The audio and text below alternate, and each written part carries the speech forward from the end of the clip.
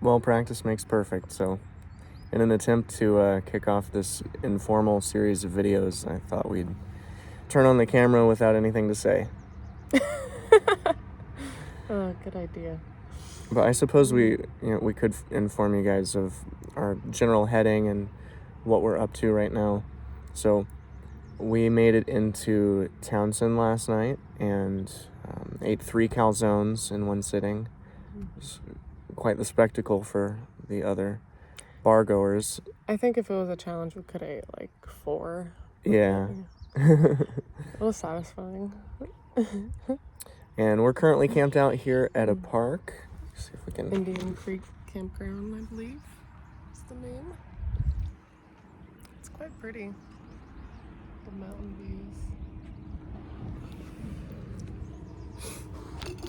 views. We'll be making it to Helena over the next few days, though.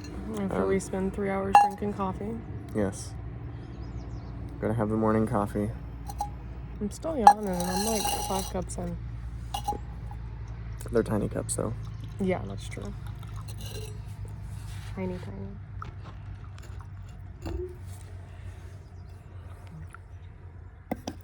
So we think we're going to split the trip to Helena into 3 days, which means we'll be averaging just over 10 miles a day.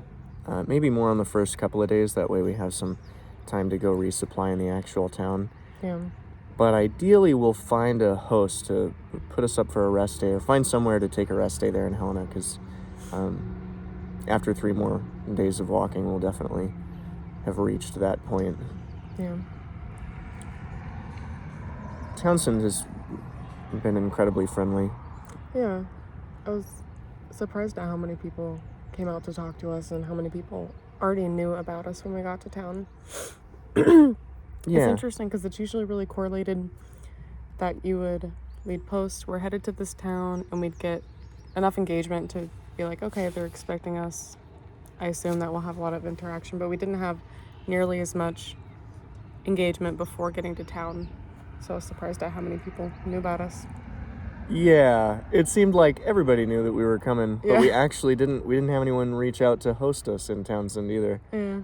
The person who did host us right before actually making our way into the city limits, they just spotted us on the side of the road. Yeah, they had no idea what we were doing, who we were. But I think that, that interaction was especially genuine, and Yeah. it was a good time. Mm-hmm. I feel like we're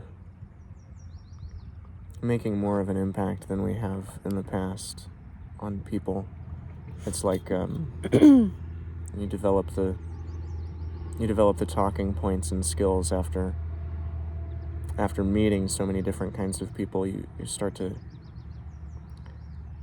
get a better feel for the paths conversation can take, whereas in the past, if you're not socializing at the same regularity as we are with so many different people as we are, or as regularly as deep of conversation as we are more now. Yeah, it can feel easy to get locked up.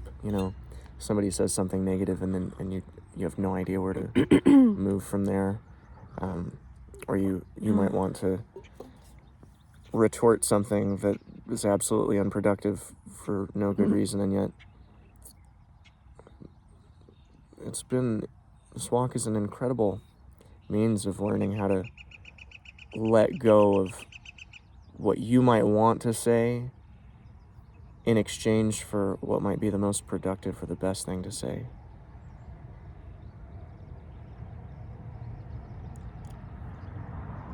It's hard to imagine ever going back to a normal life at this point.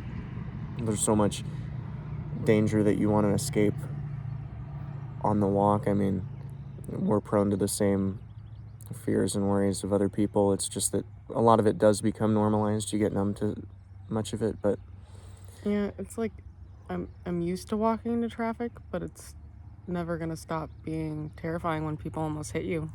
Yeah. Even if it's every day. Even if it's every day. Yeah. It's like, unfortunately it is. Feels like what I to some lesser degree, of course, but what I imagine combat would feel like, where Yeah. you just get used to having guns go off next to you. Mm-hmm. And similarly, they have a hard time going back to normal living. Typically, if people are out in combat for very long. Yeah. I think part of it's the risk and it's the level of stimulation. Normal living, if you're doing a somewhat conventional job and living in a stable home, is not stimulating, like hardly at all. I'm sure, you could come up with some careers that aren't quite as not stimulating, but the majority. We were listening to an interesting podcast recently about a gentleman who he was... war journalist? Yeah, I feel like there's a better designation for it, but he was a journalist who went out to war-torn countries and spent his time there, just phoning it into more common sources.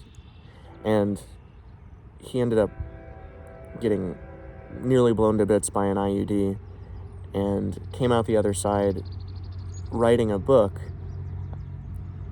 I don't remember what the name of it was, but it was basically a book about the meaning that we derive from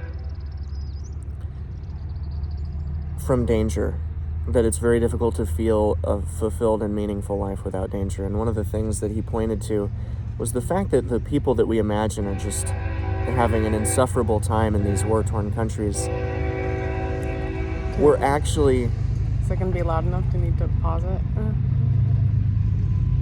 I think it's all right. Okay, no, we're good. You guys might hear the train in the background.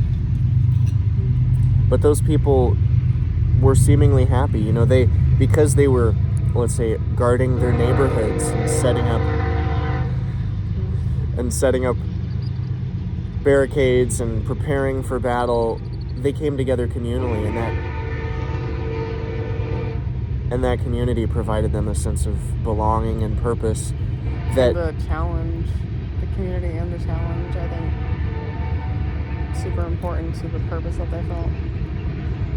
One of the points that he brought up, which I found incredibly interesting, was the fact that during certain natural disasters, trips to psychiatrists and trips for mental health dramatically decreased And during it was in that a scenario time. where they were definitely accessible. It wasn't like the natural disaster Right, so destroyed the ability to get there. So those means of talking to someone were still accessible to them at that point, but weirdly enough, during the actual disaster itself, because of the purpose that people had found in just staying alive, they were far less likely to seek out psychiatric help. But then, afterwards, it just went back to normal because the community would separate and fracture apart again, and they would be left back in their same position. It's a real lesson as to the needs of us as humans.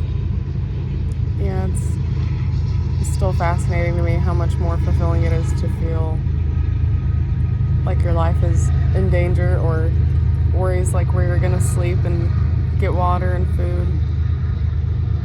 It just, from most living situations, you hear that and you think, oh, that sounds so stressful or sad, and being in it, it's not hardly at all. I feel like it's the most healthy kind of stress. It's very mild and feels like the right priorities to focus on. Yeah. I mean, even in just our circumstance, I feel like it's caused me and Paige to operate more as a unit rather than individuals. Yeah. It causes you to grow together rather than grow apart, which is really easy to do when you're feeding yourselves different sources of information on phones. We have families sitting together in households, and they're all scrolling through something different. And I don't know that that's... we become like the things that we give our attention to, and if everybody's given their attention to different stuff, it's hard to build community around that. I think that's part of why religion has been so communally functional, and we don't have any parallel structures in society that really operate in the same way. It's because they're unified together according to a common belief, and it gives them something to work toward and build on. And I definitely don't think that religion is the only option. It's just the only thing that people currently have developed to bring the community together. I think we could definitely see a rise in alternative ways to gather. I definitely hope we do. Yeah, especially with religion decreasing over time. At least in the U.S. Yeah, if you look at the statistics for irreligious people now compared to then, and it can be hard to figure out, how skewed these are, because it's grown more acceptable, whereas in the past you wouldn't even necessarily want to be identified as someone who's not religious. It might impose danger on your life, but it is a dramatic difference. I'm sure there's some level of truth to it. Yeah, secularism is skyrocketing. Which makes sense with the amount of education and scientific studies that secularism would be rising. Yeah, interesting little factoid here. In the field of psychology, there's something known as the uncertainty hypothesis, which speculates that, and I mean, they have statistics to draw these conclusions. I think it's pretty sound, but basically, as socioeconomic security and basically your external stuff gets taken care of, faith in God diminishes. So people who are wealthier, better off, or even more educated. That's not to say anything about religion itself, just that is correlated statistically. Those people are less likely to have faith in God. Yeah. But I do wonder if it's not because we have the hubris to think that we can take care of ourselves entirely. You get the feeling that you're in control. Right. You're the sole person responsible for your well-being. And that itself fails to acknowledge the necessity of community and the fact that nothing gets done without us helping each other. I mean, we can't... How many people in the world can live without going to the store? There are not a lot of people that are self-sustaining, and very few people have the skill sets to be self-sustaining. That's why, if you watch a show like Alone, it's fascinating. There are only a select few that keep it going, and most people drop out real soon.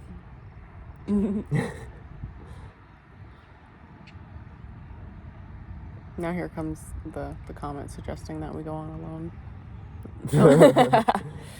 Alone.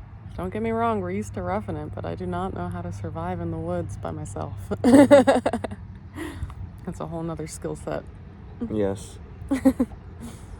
But I think we're about to reach the 15-minute mark. We should probably cut the video off here. If you're interested in keeping up with us, again, we'll be making it to Helena over the next 3 days. If you know anyone in the area, feel free to reach out and let them know that we're headed their way. And long-term, Missoula, and then Sandpoint, Idaho, eventually. Sandpoint, Idaho, and then Spokane, Washington. Those are our next major goalposts that we have set currently. Anyway, we appreciate everybody's support, and we feel the love that's getting extended out there in the comments section. Thanks so much, all you guys, for being here on the journey with us. Goodbye. Bye.